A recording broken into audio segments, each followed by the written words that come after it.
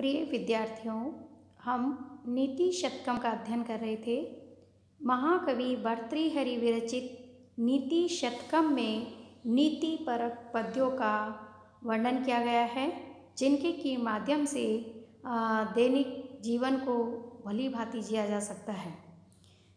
यहाँ आज के इस वीडियो में हम 37 से लेकर 40 तक के पद्यों का अध्ययन करेंगे, जिनके की अंतर्गत महाकवि के द्वारा मान शौर्य पद्धति का वर्णन किया गया है कि जो स्वाभिमानी जन होते हैं वह अपनी प्रकृति के अनुरूप ही आचरण करते हैं। वह अपने जीवन यापन के लिए कदापि अनुचित वृत्ति का अवलंबन नहीं लेते हैं। इसी प्रसंग में आगे यद अचेतनोऽपि पादे स्पृष्टः प्रज्वलति सवितो इनकान्तः तत् तेजस्वी पुरुषः परकृत निकृतिं कथम सहते। यहाँ कवि कहते हैं कि एक निर्जीव भी सूर्यकांत मणि जब दूसरे के तेज को सहन नहीं कर पाती है, तो स्वाभिमानी व्यक्ति तेजस्वी पुरुष कैसे दूसरों के द्वारा किए जाते हुए अपने अपमान को सहन कर सकते हैं।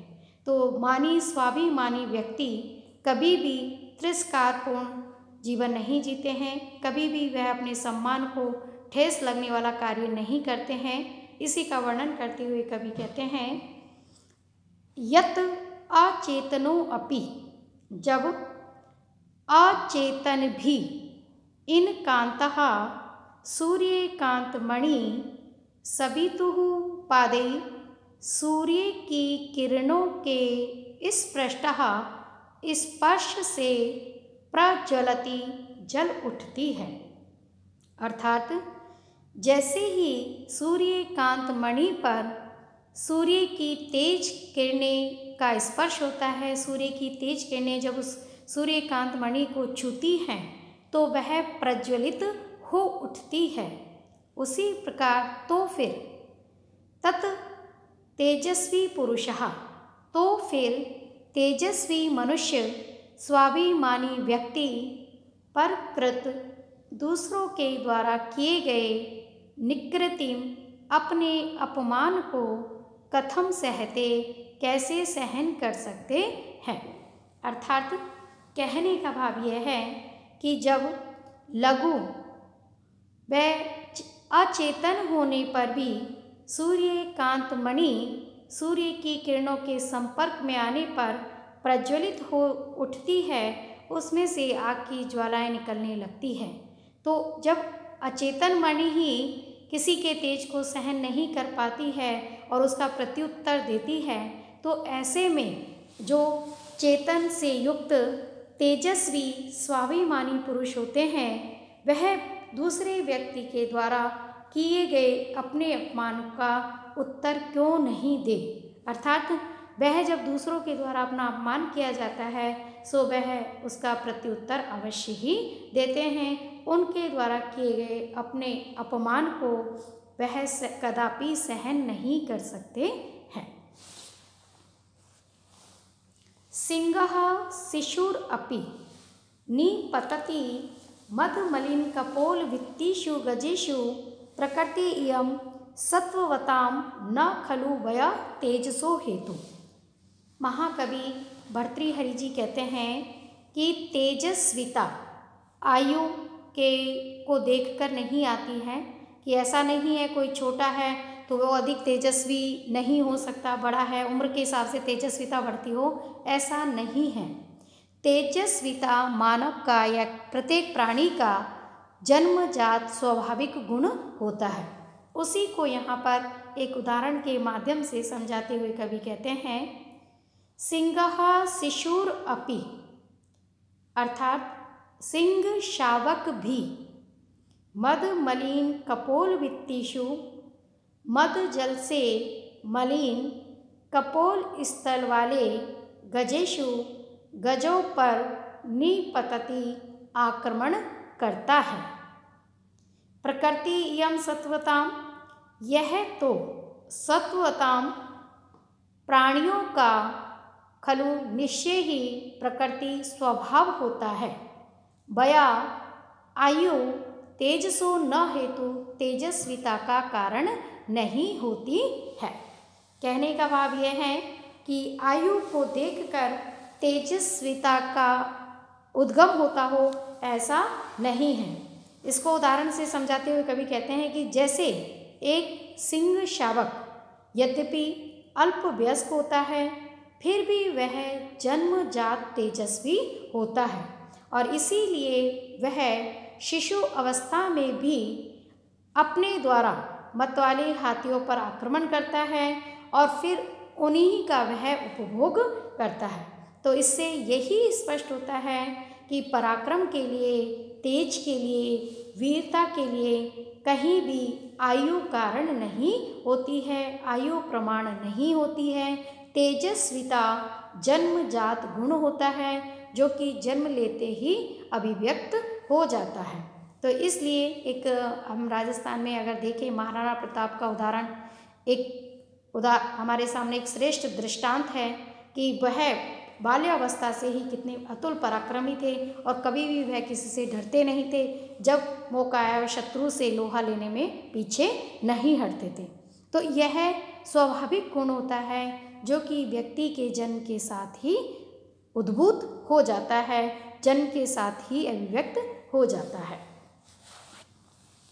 जाति यातु रसातलम गुणगणस्तत्रापि अधोगच्छताम शीलं शैलतटात् पततु अभिजनः संदहितां वह्निना शौर्ये वेरिणी वज्रम आशु निपततु अर्थो अस्तु न केवलम येनेकेन विना गुणास्त्रीणलव प्रायाः समस्ता इमे। यहाँ धन के महत्व का वर्णन कवि के द्वारा किया गया है। अर्थार्थ पद्धति के अंतर्गत कवि पहले मानशौर्य पद्धति का वर्णन करते हैं, इसके बाद वह अर्थार्थ पद्धति, अर्थ पद्धति का वर्णन करते हैं, यानी धन की महिमा का वर्णन करते हैं कि किस प्रकार यदि व्यक्ति के पास धन है तो उसका सम्मान है, मान है, लोग उसे उसका आदर सत्कार करते हैं, उसे बड़े ही सम्मान की दृष्टि से देखते हैं। तो इसीलिए यहाँ पर कवि के द्वारा ये भावना व्यक्त की गई है कि चाहे सभी गुण नष्ट हो जाएं, केवल धन की प्राप्ति हो, क्योंकि एक धन ही है जिसके प्राप्त होने पर बाकी अन्य सब गुण तिनके के समान तुच्छ होते हैं। तो उसी का यहाँ वर्णन करते हुए कवि कहते हैं, धन की महिमा का वर्णन करते हुए कवि कहते हैं, जाति रसातलम यातु। जाति यानी जो उच्च जाति हैं वह चाहे ब्राह्मण आदि उच्च जातियाँ रसातल में चली जाएं, अर्थात नष्ट हो जाएं। गुण गणः गुणों का समूह, दया, दाक्षिण्य, उदारता, वीरता इत्यादि गुणों का समूह, तत्रापि अधो उससे भी नीचे गच्छताम चला जाए, अर्थात वह भी विनिष्ट हो जाए। शीलम शैल तटात पततु, और शीलम जो सत्व स्वभाव है, सदाचरण है, वह पर्वत की चोटी से पततु गिर जावे, अर्थात सदाचरण भी चाहे नष्ट हो जावे।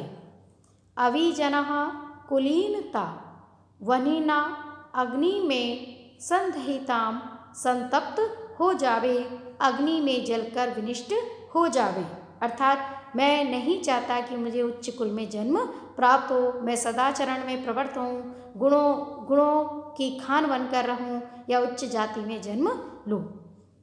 शौर्ये वेरिणी वज्रम आशु निपततु, और शौर्य रूपी शत्रु पर भी शीघ्र वज्रपात हो जावे, अर्थात वीरता पराक्रम आदि भी चाहे नष्ट हो जाए। अर्थो अस्तु न केवलम, हमें तो केवल धन की प्राप्ति हो जाए, क्योंकि येन एकेन विना, जिस एक धन के बिना, इमे समस्ता गुणाः ये सारे गुण तृणलव प्रायः तिनके के समान तुच्छ प्राय होते हैं।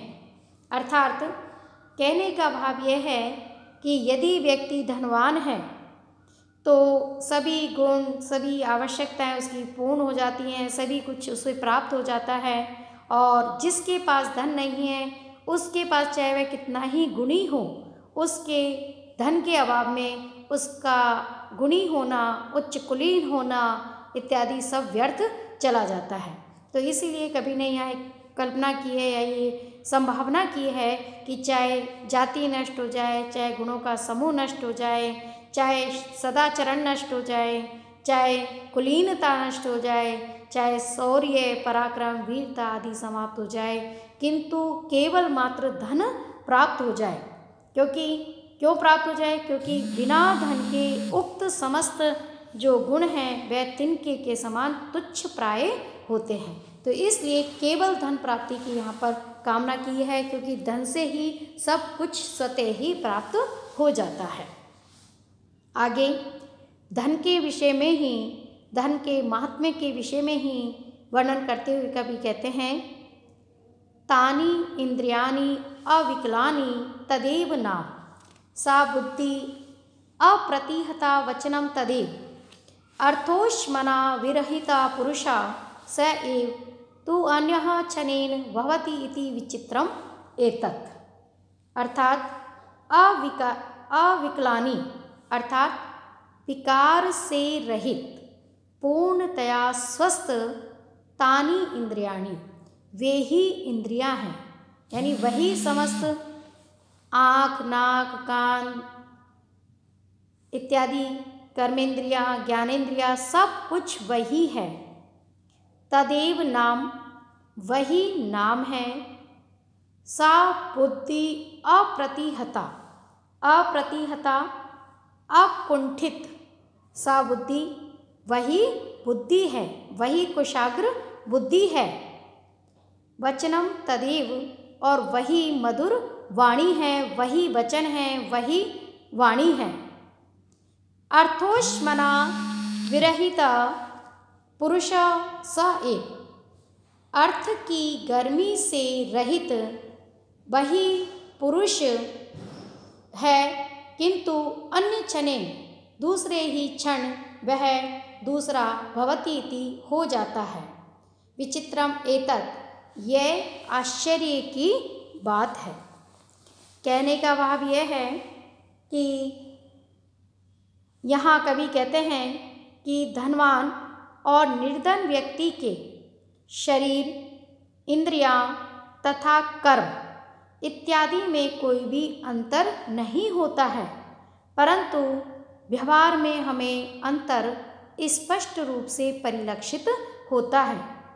धनवान होने की स्थिति में व्यक्ति के साथ जैसा व्यवहार किया जाता है वैसा निर्धन होने पर नहीं होता है। अतः इंद्रियां जो कि पूर्णतया स्वस्थ हैं, सब कुछ वही है, वही नाम वाला व्यक्ति है, वही उसकी अकुंठित बुद्धि है, वही कुशाग्र बुद्धि से संपन्न व विवेकी है, वही उसकी वाणी है, वही उसके वचन हैं।